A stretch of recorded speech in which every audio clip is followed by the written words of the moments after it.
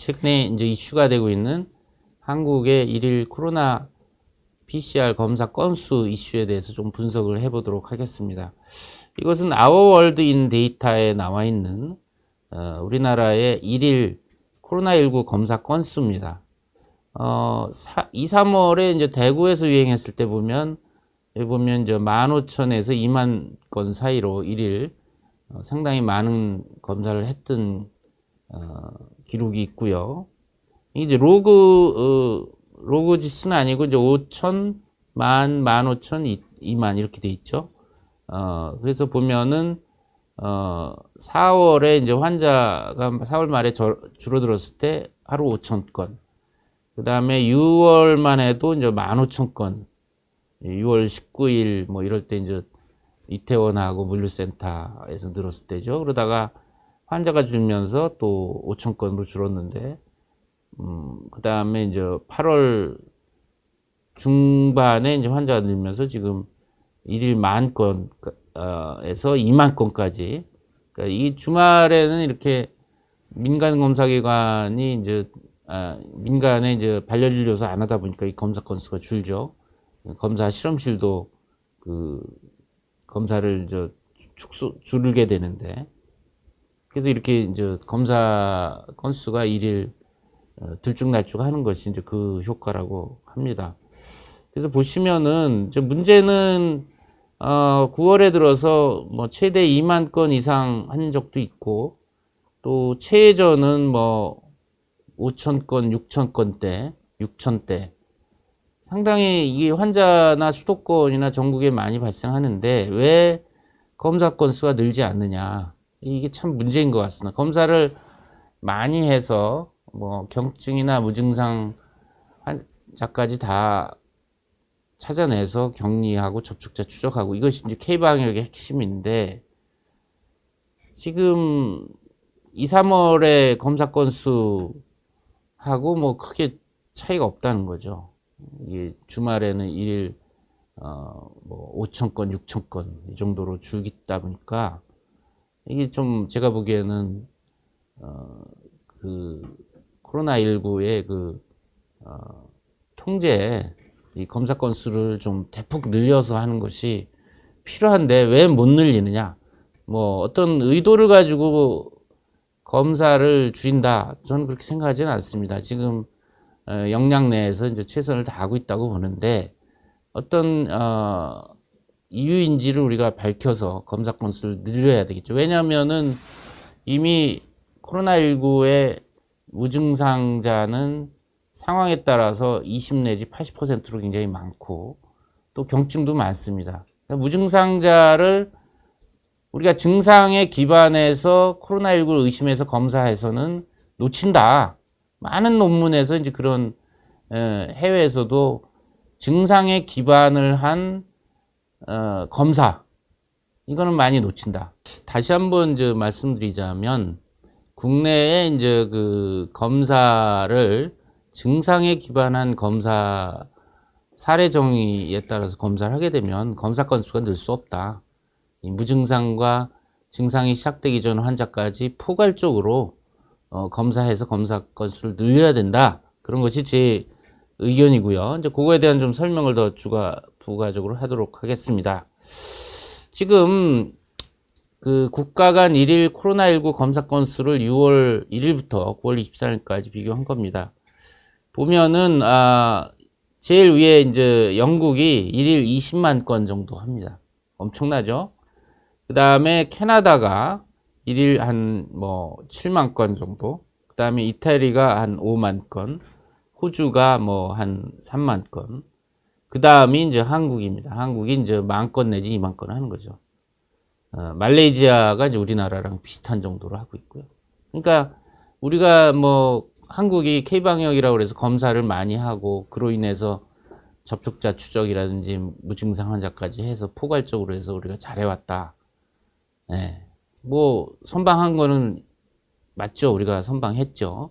그렇지만 이 지금에 와서는 검사 건수가, 물론 뭐 그 전에도 검사 건수가 2, 3월에 이제 대구 경북 때는 우리가 이제 뭐 환자도 많았고 세계적으로 가장 많은 나라 중에 하나 중국 다음 아니었습니까? 이제 그렇기 때문에 검사를 많이 할 수밖에 없었지만 지금에 와서는 더 이상 우리가 세계적으로 검사를 많이 하는 나라가 아니다.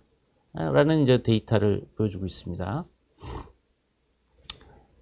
자, 그러면 뭐 검사 건수만 가지고 비교하면 되겠냐? 온당치 못하다. 좀 더 객관적인 지표로 비교를 해봅시다. 라고 얘기를 한다면 인구 1000명당 검사 건수를 1000명당 코로나 검사, PCR 검사 건수를 비교를 하면 좀 더 객관적인 지표가 되겠죠.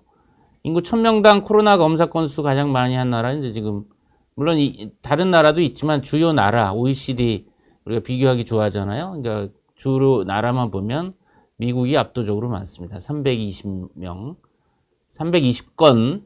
그다음에 뉴질랜드가 192건. 뉴질랜드는 사실 환자가 별로 없거든요. 굉장히 앞서 말씀드렸지만 어제 4명이었었거든요. 그런데도 이렇게 많이 한다는 거죠.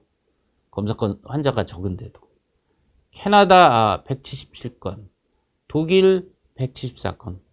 독일은 유럽에서도 다른 스페인, 프랑스, 영국에 비해서 환자 수가 적죠. 광범위하게 검사를 하고 있다는 거죠. 그 다음에 이태리도 3, 4월에 환자가 많았지만 최근에 다시 늘지만 3, 4월보다는 지금 잘하고 있습니다. 106건. 남아프리카 공화국 68건. 한국이 43건이다라는 거죠. 그러니까 이렇게 인구 1000명당 코로나 확진 검사 건수에서도 우리가 그렇게 많이 하는 편은 아니다. 자, 이게 이제 국가별 그럼 확진자 1명당 검사 건수는 어떠냐? 이것도 보면은 뉴질랜드가 확진자 1명당 검사 건수가 631건입니다. 그 다음에 호주가 273건. 호주가 이제 우리나라랑 어떻게 보면 비교될 수 있는 나라인데, 우리나라는 확진자 1명당 96건. 대만이 181건이니까 2배 많고, 또 호주는 3배 많습니다. 또 뉴질랜드는 우리보다 6배 많아요. 그러니까 이런 측면에서도 우리가 검사 건수가 과연 충분한 거냐, 그런 얘기를 할 수밖에 없는 거죠. 그 다음에 이거 월드메타에 나와 있는 그 검사 그 코로나19 검사 수 순입니다. 여기 보면은 인구 100만 명당 코로나19 검사 수 순위 이렇게 돼 있는데 여기 보시면은 한국이 이제 100만 명당 검사 수 순위는 44,012건입니다. 그러니까 115위죠. 115위. 우리나라보다 바로 앞에는 말레이시아 114위, 그 위에는 이란 113위, 더 위에는 이제 110위 인도가 되겠습니다. 그러니까 인구 100만 명당에서도 이제 좀 상당히 낮다. 그 다음에 이제 이런 측면에서 지금 밑에를 보면 이제 그러면 이런 또 반증이 있을 거예요. 환자가 많은 나라, 인도 같은 데는 검사를 많이 하고 환자 적은 나라는 뭐 적게 하는 거 아니냐. 그래서 밑에 이 그래프 테이블은 그 환자 수가 비슷한 나라. 우리나라가 이제 전 세계에서 코로나19 누적 환자 수로는 지금 23,216명이니까 78위입니다. 비교적 선방했다고 할 수 있죠.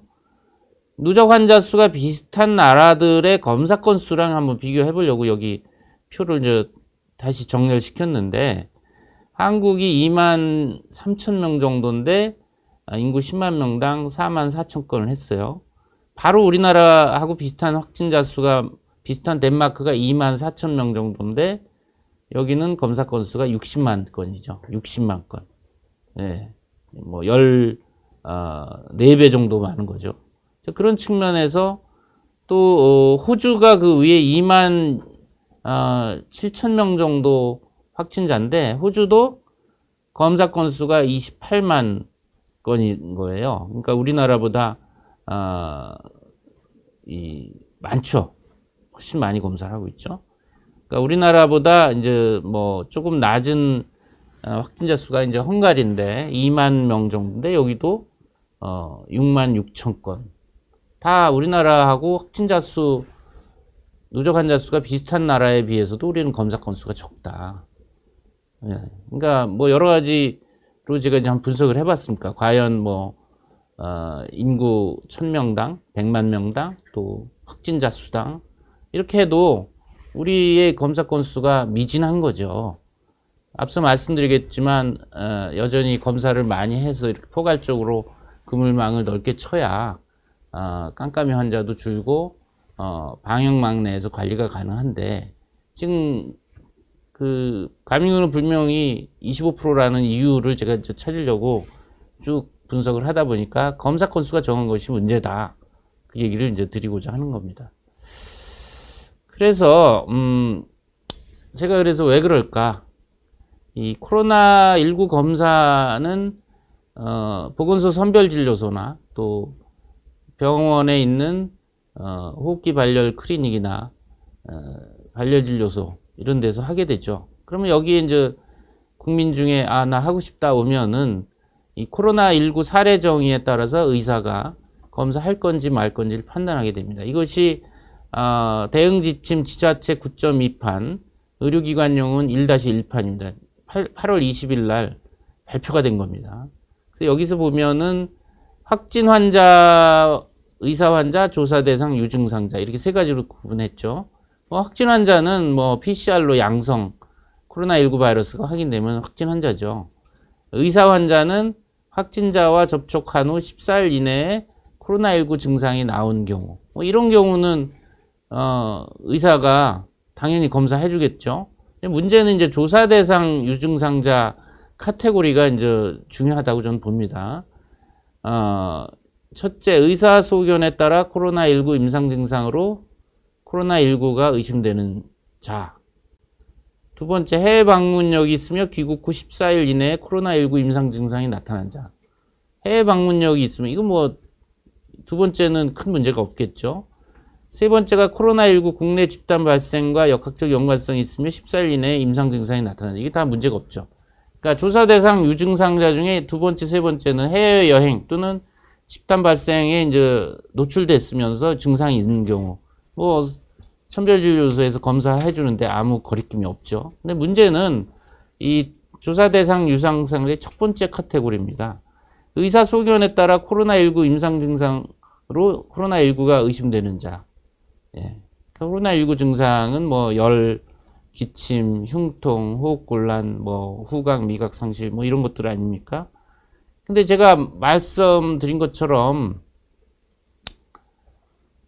코로나19의 환자의 20 내지 80%가 무증상인데 무증상자는 검사를 받을 도리가 없는 거죠. 특히나 깜깜이 환자가 25%인데 감염도 분명히 25%인데 이분들하고 접촉이 돼서 증상이 있는 환자들도 사실 왜냐면 이 사례정이 맞아야 무료로 검사를 받을 수가 있거든요. 그리고 이 보건소 직원이나 발열진료소의 의사는 이 사례정의를 벗어나서 검사를 꺼리게 됩니다. 왜냐면 나중에 왜 조사 대상 유증상자가 사례정의에 맞지 않은데 왜 검사를 해줬느냐 이런 문제를 삼으면 문제가 될 수가 있거든요. 그걸 극도로 조심하기 때문에 이걸 포괄적으로 적용하면 융통성 있게 검사할 수도 있지만 여기 보면은 임상 증상이 있어야지만 검사가 가능한 거죠.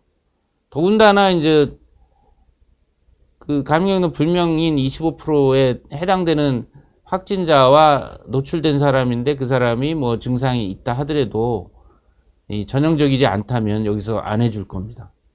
그렇기 때문에 지금 우리나라에서 검사 건수가 왜 적으냐?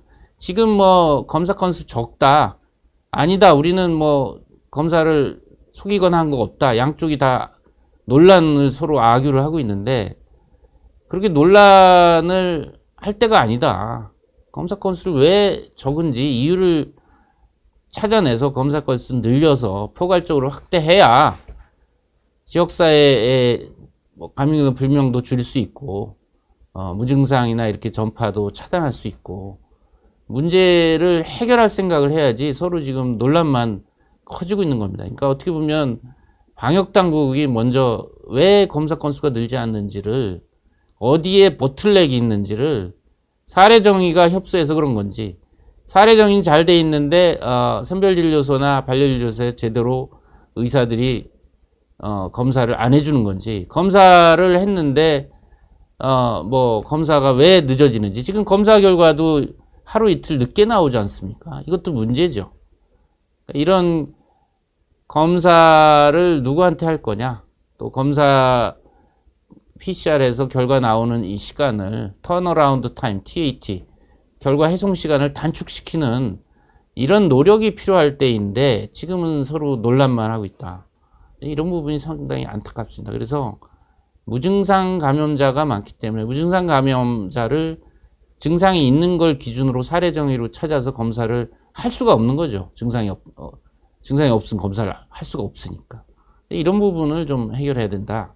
그렇지 않아 가지고는 계속 지역사회에서 지금 퍼지는 것을 근본적으로 해결하기는 어렵겠다. 그런 생각을 해봅니다. 오늘 이 코로나19 현황 브리핑과 우리나라의 검사 건수에 대한 분석, 그 논란에 대한 어떤 뭐 해결책 제시에 대한 말씀을 드렸습니다. 예, 뭐 이제 지금 앞서 여기 월드메타나 이런 데 보면은 나라별로, 그렇지만 대부분 나라가 PCR 기준입니다. PCR 기준이고, 일부 나라에서는 뭐 신속 진단 키트나 뭐 혈청 검사를 그 컨비네이션 하는 나라도 있어요. 그렇지만은 대부분은 PCR입니다. 그렇기 때문에 질본의 해명이 일부 맞을 수는 있지만 그것이 이걸 근본적으로 해결해 주는 답은 아니라고 저는 생각합니다.